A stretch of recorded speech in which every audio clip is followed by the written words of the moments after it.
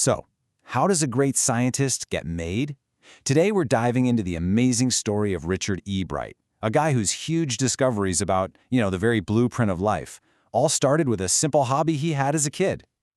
Okay, picture this. You're 22 years old, you're still in college, and you come up with a theory that gets the entire scientific world buzzing. Well, that is exactly what Richard Ebright did. He totally changed the game when it came to understanding how our cells work. But honestly, the craziest part of this whole story isn't just the big discovery at the end, it's how he got there. And that journey, the one that led to this revolutionary idea in biology, yeah, you guessed it, it all started with butterflies. And just to give you a sense of how big a deal this was, Ebright and his college roommate published their theory in the Proceedings of the National Academy of Science. Now, this is one of the most prestigious science journals on the planet, and it was the very first time they had ever, and I mean ever, published work from college students. This was a really big deal, an idea that truly sent shockwaves through the scientific community. So how on earth did he get there? Well, let's rewind a bit. Richard grew up as an only child in Pennsylvania, and, team sports just weren't his thing. He basically said there wasn't much I could do there. But what he did have was this brilliant, curious mind. So he found something else he could do really, really well: collect stuff. And boy, did he collect. I mean, his interests were all over the place. He collected rocks, fossils, coins. He even got super into astronomy, staying up all night looking at the stars. But his number one passion, starting way back in kindergarten, was butterflies. And he went after it with this incredible determination. Just think about that for a second.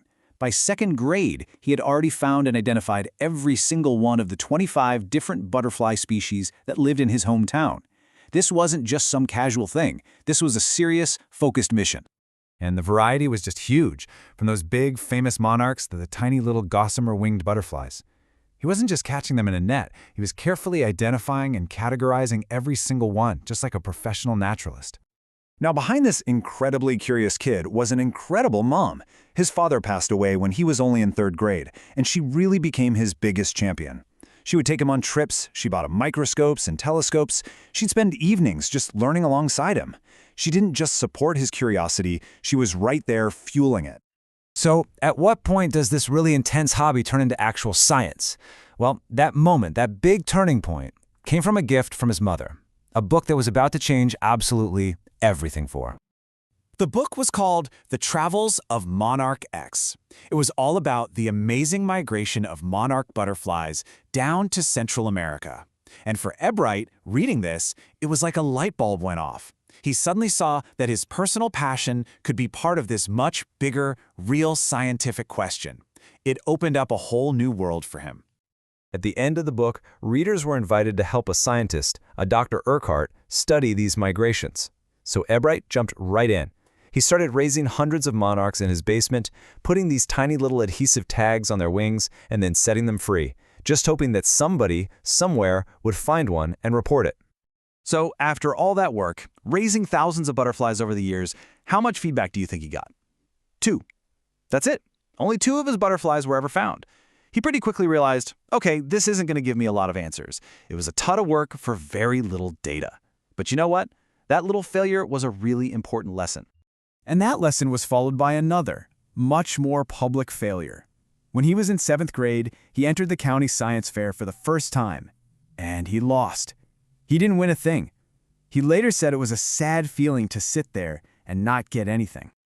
But the lesson he learned that day was huge. See, his project was basically just a neat display of frog tissues under a microscope. It looked cool, but that was it. The winners? They had tried to do real experiments.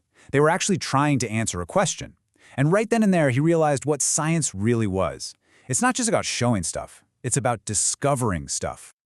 Well, that realization totally lit a fire in him. He knew that for the next science fair, he had to do a real experiment. So he wrote to Dr. Urquhart again for some ideas, and that letter set him off on a research path that would pretty much dominate his entire high school career.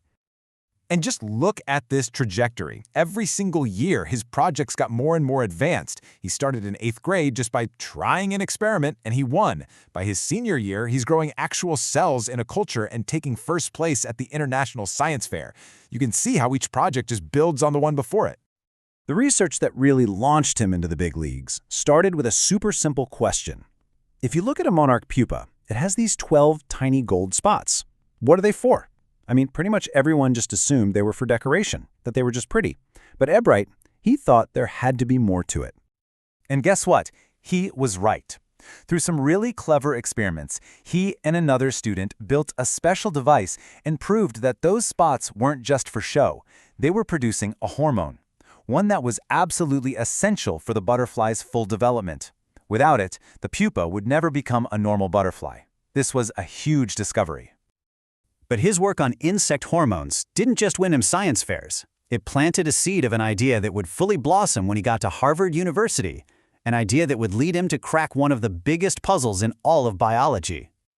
And at the heart of that puzzle is DNA.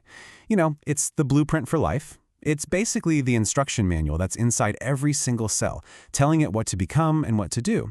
But for years, the big question for biologists was, how does a cell actually read the blueprint?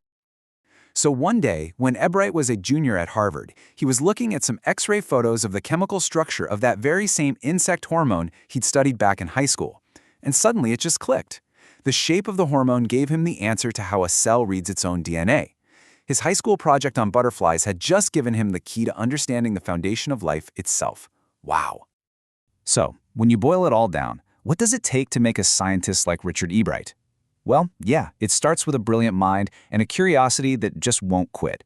But just as important was that drive to win for the right reasons, and having that incredible support system from mentors like his teacher, Mr. Weiher, and of course, his mom. You know, his teacher, Mr. Weiderer, he said it perfectly. Ebright was competitive, for sure, but he wasn't trying to win just to get a prize. He was winning because he wanted to do the absolute best work he possibly could. The real goal was excellence, and winning was just a nice side effect. Richard Ebright's story is just incredible. It shows us that a simple fascination, whether it's with butterflies or stars or rocks, if you combine it with real curiosity and you just don't give up, it can lead to discoveries that literally change the world. So that leaves just one question for you. What childhood curiosity of yours could you turn into a discovery?